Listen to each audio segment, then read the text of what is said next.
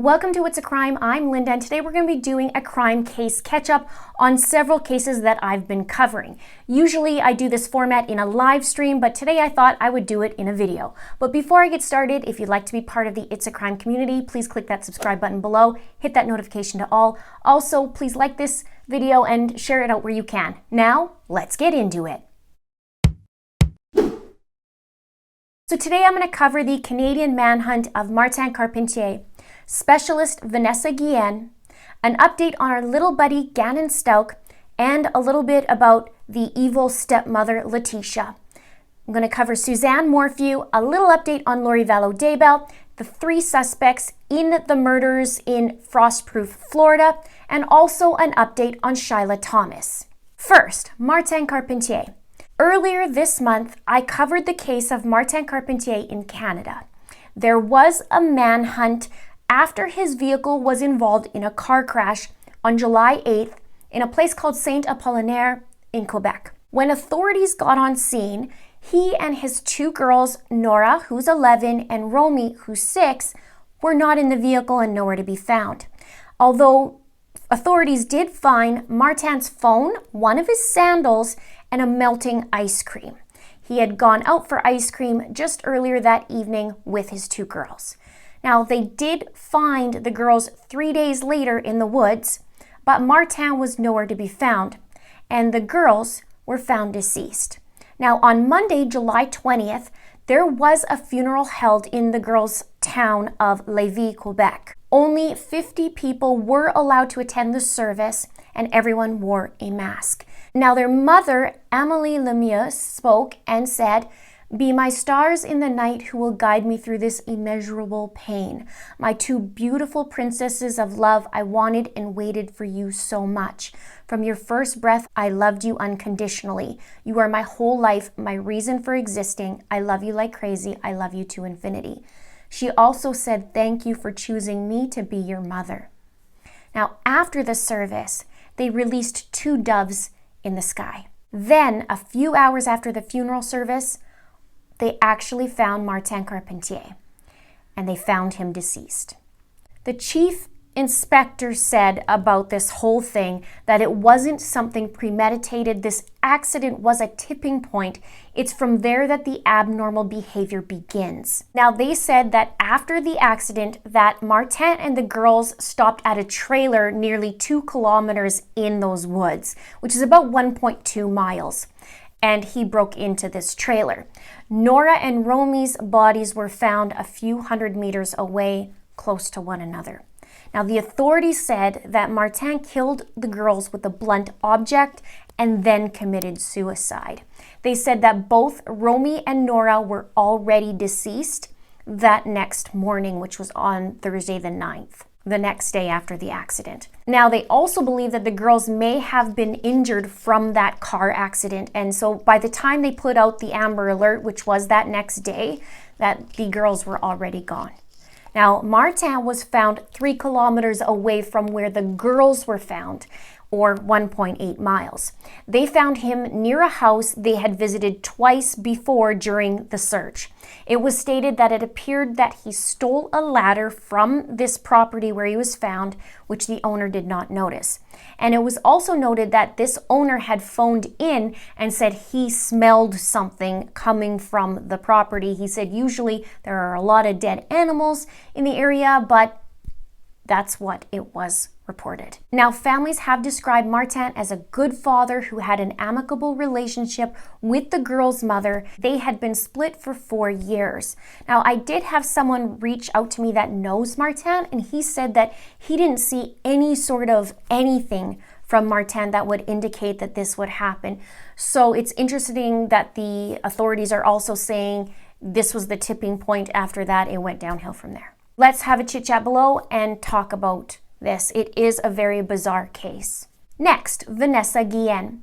Another soldier was found dead around 15 miles from the army base. 26-year-old Private Mejor Morta. Authorities haven't said whether foul play was involved or not, but I'm going to take a little guess and say it is. In my opinion, the likelihood is quite high. Could be right, could be wrong, just my opinion. That's 3 deaths in the past month and almost 150 soldiers in the past 4 years from there. Now, I will say something that I have noticed is that the soldiers that have been going missing, especially in the last year or so that I've seen, all seem to be fairly brand new to Fort Hood. So it's about 1 year, 2 year that they've been in it. So just something I noticed, but maybe something worth diving into. Now on to Vanessa. A custom casket was donated and they used emerald green, as it was said that that's Vanessa's favorite color. The family wanted to add sparkles to it, so they did that. And they also wanted to include both flags, the Mexican flag and the American flag. And the grandmother came to town on a humanitarian visa. And also, Natalie Kawam is supposed to be meeting the president on the 29th of July. And also there is going to be a peaceful protest outside of the White House on the 30th. Next, Gannon Stelk. There is an event for Gannon called the G-Man's Thunder Ride happening on Saturday, September 26, 2020 from 9 a.m. to 6 p.m. in South Carolina. This would be 3 days before what would be Gannon's 12th birthday. And I'll leave the link below in the description box. There are also sponsors that are wanted as well, so I'll leave that link in there as well. Now, according to Gannon's mom, Landon, there will be a memorial after. And Gannon is also going to be going home to his mother, finally, from Florida. So please leave some blue hearts for Gannon in the comments below. Now on to the evil stepmother, Letecia. It is said this week that Letecia would be moved to a state hospital in Pueblo, Colorado to undergo an evaluation to determine whether she's competent to stand trial or not. She will be back in court on September 8th, and prosecutors are expecting to have the results of that evaluation before then. Now, this immediately makes me think about how she was hired by a school before all this happened in Colorado Springs to work there with kids and seemed competent to them until they found discrepancies in her application. I'm gonna hazard a guess and say she's competent, even though she's gonna pull some crazy things in the meantime to try and make it look like she's crazy, even though she's not. This is my opinion. I'm pretty sure we're gonna hear something soon, and it's gonna have to top her broomstick theory plan of trying to break out and break free of the jail. So stay tuned for that. Pretty sure that's coming, and pretty sure it's going to top that story. Now on to Suzanne Morphew. There's extra information that has come out from Lauren Scharf. She's been covering this case. YouTuber Tyson Draper was also in this interview. A neighbor speaks out about new information. I haven't heard that yet, perhaps you have, but this was in a 2-part special, and the neighbor said that on the weekend of Mother's Day, there was a loud noise in the middle of the night. And she said it was like the equipment being used. She said at first she thought it was a truck, but then it sounded more like construction equipment. She lives right next door to that construction site that the authorities first looked at. Remember, they were investigating it, and dug part of it up. So she said it went on for about a half an hour, she said. This is very, very interesting to me. Finally, I feel like we have a little bit more information because everybody's been so hush-hush, and authorities.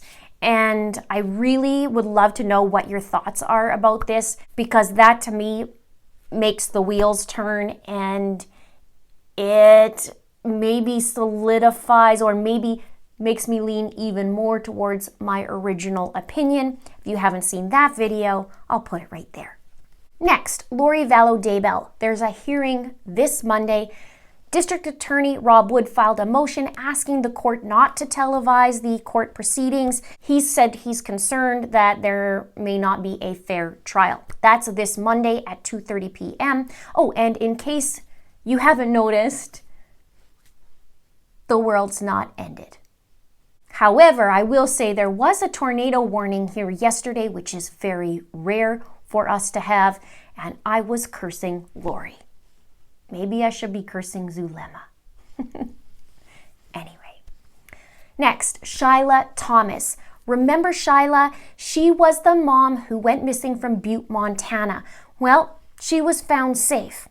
However, she was also arrested. And so was her boyfriend, Bryce Baltazar.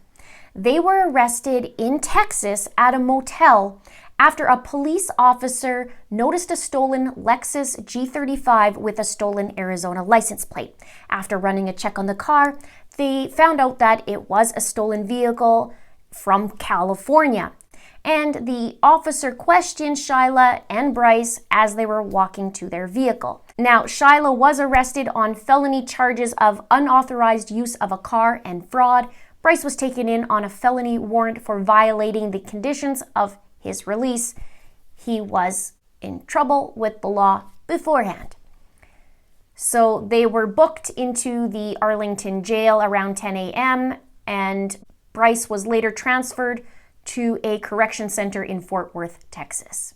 Next is the Frostproof murder of 3 fishing buddies, Brandon Rollins, Kevin Springfield, and Damian Tillman. And the 3 people that were arrested in their murder were in court on Thursday. TJ Wiggins, who is the trigger man, he was charged with 3 counts of first-degree murder, and there's no bond for him.